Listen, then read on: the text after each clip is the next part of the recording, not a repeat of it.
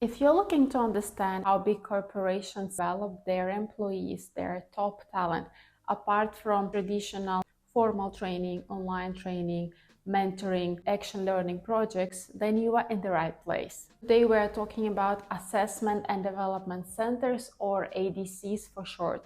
Companies like Google, Microsoft, Emirates, Tesco use assessment center methodology to nail their employee selection and development process. This year, I have completed Assessor Skills and Center Manager certification, and I wanted to share with you what I have learned. Many videos on YouTube and other social media platforms gives you tips and tricks on how to prepare and pass an assessment center. This video is a bit different. It explains what is assessment and development center, why they exist, what are their benefits, and what is the difference between those two. Most of the people are familiar with assessment centers as a recruitment step or tool that you, as a candidate, need to go through. If you pass, you get a job. If you don't, oh well. Assessment center is a practical way to evaluate people's skills, both soft skills and hard skills. Assessment and Development Center is not a place, it's a method. Basically, it's a simulation of work-related activities to see how well someone can do their job. It uses different tools and techniques to mimic the skills needed for that specific role. In this video, I want to focus on soft skills like communication, working with others. Hard skills are more straightforward. If you want to hire a chef, you ask them to cook something, right? If you need a graphic designer, you ask them to design something. So what happens during the assessment or development center? Participants go through various exercises while being observed by trained assessors. These assessors look at how well each person performs against the required behavior for the job. Typical exercises are group activities, presentations, analytical tasks, and coaching simulations. Usually, to give an objective opinion that this person is 4 out of 5 in decision making, well-designed assessment center will require at least 2 sources of behavioral evidence per competency.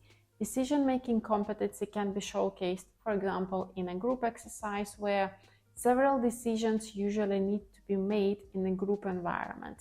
In coaching exercise, you can also measure decision-making competency of an employee, for example, by conducting a role play involving the need to motivate and energize a poor-performing employee, making necessary decisions and implementing a training plan for this employee. How you decide which skills to measure? You decide that based on the competencies needed and the job description. If you're looking to fill a head of sales position, define the key skills needed and design the assessment center to test them. Assessment and development centers often include psychometric tests like aptitude tests, personality, or skills tests. So what is the difference between assessment and development center? Assessment center and development center can be seen as 2 ends of a spectrum. Assessment center is designed to deliver a kind of yes or no decision, such as hiring a new employee or promoting someone within the company, while development center is all about learning and development of an existing employee. Also, let's look at employee experience cycle. Assessment center is mainly used during employee selection process as part of the recruitment step to help make an informed decision when hiring for a specific role.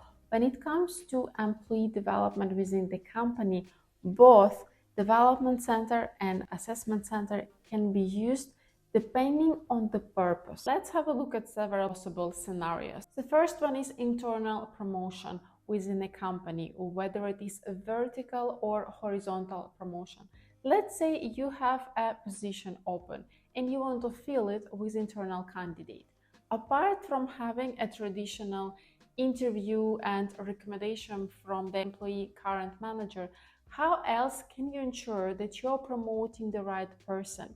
This is where assessment center comes into place, and it can give you an additional piece of information on skills and competency of this employee. Another situation is merger and acquisition of companies. When two or more companies are merged, some people often be let go because of duplicate roles and overall management change.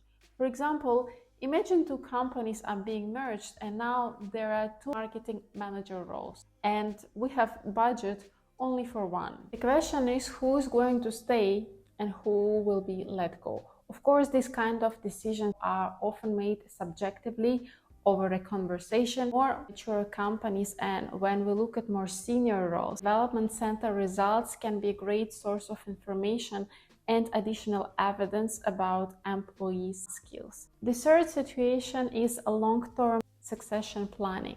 This is purely a development center. Development center can help identify high potential employees who showcase leadership qualities, strategic thinking, problem solving, and other important skills and qualities. Based on the development center results, individual development plans are created for those employees, and there is certain agreement between the employee, the manager, that this person is going to work on XYZ within the next 1 or 2 years. Having a properly designed individual development plans for your top roles, for your top position is very important for every company who wants to thrive on the market and continue to grow. This is it for today. If you found this video helpful, please give it a thumbs up and subscribe if you haven't done already. If you want to take your career in learning and development to a next level, you can always reach out to me on Instagram or send an email, and we will see what is the best way for us to work together. Bye for now.